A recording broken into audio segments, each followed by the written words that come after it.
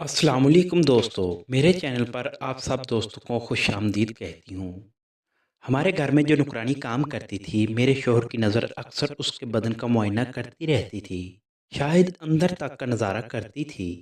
मैं भी इसकी कच्ची जवानी देख देख कर हैरान होती थी और सोचती थी कि कौन खुशकिस्मत होगा जो इसे पहले पार करेगा।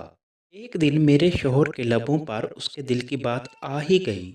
वो मुझसे कहने लगा, यार ये लड़की कितनी खूबसूरत और दिल फरेब है ना। मैं अपने शोहर का मतलब अच्छी तरह समझ गई थी और मैंने अंदाज़ा कर लिया था कि उसके दिमाग में क्या चल रहा है। फिर दूसरे दिन जब वो आई तो मेरा शोहर उसको कमरे में ले गया और उसके साथ नाजरीन, कहानी से भरपूर मज़ा लेने के लिए कहानी को आखिर तक ज़रूर सुनिएगा। मेरी उम्र तब 22 साल थी और मेरे शोहर की उम्र 25 साल। हमारी शादी को 1 साल होने को आया था, तभी इस्लामाबाद के खूबसूरत मकाम पर मेरे शोहर का तबादला हुआ। हमें कंपनी की तरफ से कोई घर नहीं मिला था, इसलिए हमने उनके दफ्तर से थोड़ी ही दूर एक मकान किराए पर ले लिया था। मैंने काम करने के लिए एक नुकरानी रख ली थी। उसकी उम्र अब तक 16 साल होगी। चढ़ती जवानी, खूबसूरत संदूर, सेक्सी फिगर, दूधिया रंगत, बदन पर नौखेज जमाने की मगलूती बार चिकनापन झलकता था। मेरा शोहर तो पहले ही दिन उस पर फिदा था। मुझसे अक्सर वो उसकी तारीफें करता रहता था। मैं अपने शोहर के दिल की बात अच्छी तरह समझती थी। नदीम की नज़रें अक्सर उसके बदन का मुआयना करती रहती थीं, शायद अंदर तक का नज़ारा करती थीं। उसके छोटे छोटे थे मगर निकले थे।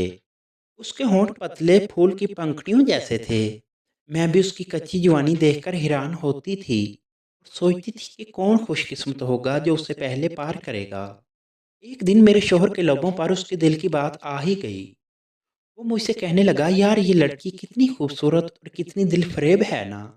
हाँ है तो सही, लेकिन नौजवानी में तो तमाम लड़कियां ऐसे ही होती हैं। ये बात मैंने अपने शोहर को डिग्रेड करने के लिए कही थी, मगर मैं जानती थी कि ये लड़की वाकई सबसे अलग और मुनफरिद है।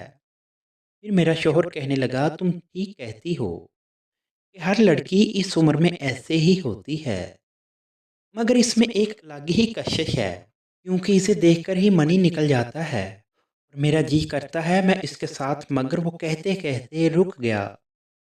लेकिन मैं अपने शोहर का मतलब अच्छी तरह समझ चुकी थी। तो मैंने कहा, अच्छा जी, अब ये भी बता दो कि तुम्हारा जी इस लड़की के साथ क्या करने को करता है। और मैं ये कहकर हंस पड़ी। मुझे पता था कि वो क्या करेगा। यार सुनो, तुम मेरे लिए राजी करो ना। मैं बोली, हाय हाय, तुम एक नुकरानी के साथ वो करोगे। यार वो नुकरानी तो है, मगर किसी शहजादी से कम नहीं। बोलो, इस काम में तुम मेरी मदद करोगी? ये काम तुम्हारी मदद के बगैर नहीं हो सकता। मैंने कुछ देर सोचने के बाद उससे कहा कि चलो यार, तुम भी क्या याद करोगे कि किसी बीवी से पाला पड़ा है जो अपने शोहर को किसी गैर लड़की के साथ सुलाने में उसकी मदद कर रही है। मैं तुम्हारी खुशी के लिए ये कुर्बानी देने के लिए तैयार हूँ। मैं कल ही उसे इस काम के लिए तैयार करने की कोशिश करूंगी।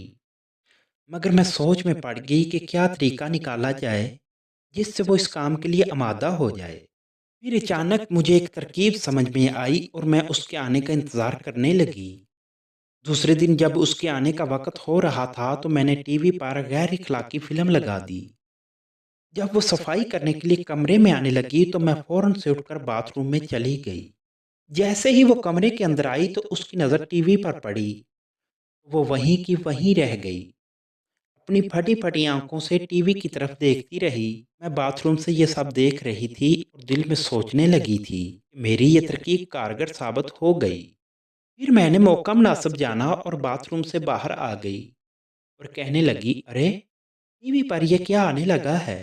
ये कहकर मैंने उसकी तरफ देखा तो वो मुझसे अपनी नज़रें चुराते हुए कहने लगी, बाजी, जब मैं कमरे में आई तो ये पहले ही से चल रहा था।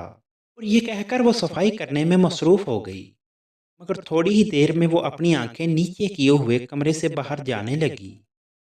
मैंने टीवी अभी भी बंद नहीं किया था कि मैंने उससे कहा, कहाँ जा रही हो, कमरे की सफाई तो कर दो। तो वो कहने लगी, नहीं बाजी, मुझे जाने दो, ना जाने मुझे क्या हो रहा है। और ये कहकर बाहर चली गई तो मैं भी उसके पीछे पीछे चल दी। अब वो दूसरे कमरे की सफाई करने लगी थी तो मैंने उससे कहा कि तुम अचानक कमरे से बाहर क्यों चली आई? तो वो बोली, बाजी बस ऐसे ही। फिर जब मैंने ज़्यादा इसरार किया तो वो कहने लगी, बाजी टीवी में वो सब देख कर मेरे अंदर न जाने क्या होने लगा था। मैंने ऐसी फिल्म आज तक कभी नहीं देखी, इसलिए कमरे से बाहर आ गई। तो मैंने उसे कहा, लगता है तुम जवान हो गई हो। जवानी में ये सब होता है, ऐसी चीज़ें देखकर जो तुमको हो रहा है। तो वो बोली, बाजी क्या ऐसा नहीं होता जो फिल्म में हो रहा था? तो मैंने उससे कहा, हाँ ऐसा ही होता है। फिर वो कुछ न बोली और खामोशी से अपना काम करने लगी। मगर मुझे अब लग रहा था कि मैं काफ़ी हद तक पहुंचने में कामयाब हो चुकी हूँ और मैं वहां से चली गई। दूसरे दिन जब वो सफाई करने के लिए आई तो मैं उसको अपने साथ अपने कमरे में लेकर आई और अपने पास बिठाकर उससे कहने लगी, देखो तुम मेरी छोटी बहन की तरह हो। वो छोटी बहन अपनी बड़ी बहन को दिल की हर बात बता सकती है। तुम भी मुझे अपनी बड़ी बहन समझकर अपने दिल की हर बात बिला झिझक बता सकती हो। मेरी ये बात सुनकर उसने हाँ में सर हिलाया तो मैंने उससे कहा, अच्छा एक बात पूछूं, सच सच बताना? उसने कहा, हाँ बाजी पूछें। तो मैंने उससे कहा, कल वाली फिल्म तुमको अच्छी लगी थी ना? मेरी बात सुनकर वो एकदम से चौंक गई। वो बगैर जवाब दिए उसने अपना चेहरा नीचे की तरफ झुका लिया। तो मैंने अपने हाथों से उसका चेहरा ऊपर की तरफ उठाया और उसकी आंखों में एक अजीब सी चमक दिखाई दे रही थी। फिर मैंने उससे कहा कि तुम फिर दोबारा देखना चाहोगी जो कल टीवी पर चल रही थी? मेरी ये बात सुनकर उसने शर्म से अपनी नजरें नीचे झुका ली और जेरे लब मुस्कुराने लगी। मगर मैंने अंदाजा कर लिया था कि अब मछली पूरी तरह जाल में फंस चुकी। फौरन से उठी और जल्दी से टीवी ऑन कर दिया। पहले तो वो ऐसे नजरें चुराती रही, फिर शर्माते शर्माते टीवी की तरफ देखने लगी। कि मैंने इस बात का अंदाजा कर लिया कि वो फिल्म देखने में पूरी तरह से मदहोश हो चुकी है। तो मैं उठी और कमरे से बाहर आ गई। मेरा शौहर कमरे के बाहर ही खड़ा था। तब मैंने उसे कहा कि लोहा गर्म है, जैसा कि चोट मार दो। जब मेरा शौहर कमरे के अंदर दाखिल हो गया तो मैंने बाहर से दरवाज़ा बंद कर दिया। मेरा शौहर पूरे 2 घंटे उसके साथ कमरे में ही रहा। मगर जब वो बाहर आया तो उसकी खुशी की कोई इंतहा न थी। वो बहुत पुरसकून लग रहा था।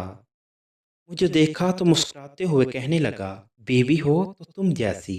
आज जो तुमने मेरा ये काम किया है इसे मैं जिंदगी भर नहीं भूलूंगा। तुम्हारे बगैर ये सब होना नामुमकिन था। और ये कहकर वो वॉशरूम में चला गया। कहानी अगर अच्छी लगी हो तो चैनल को लाइक और सब्सक्राइब कर दीजिए।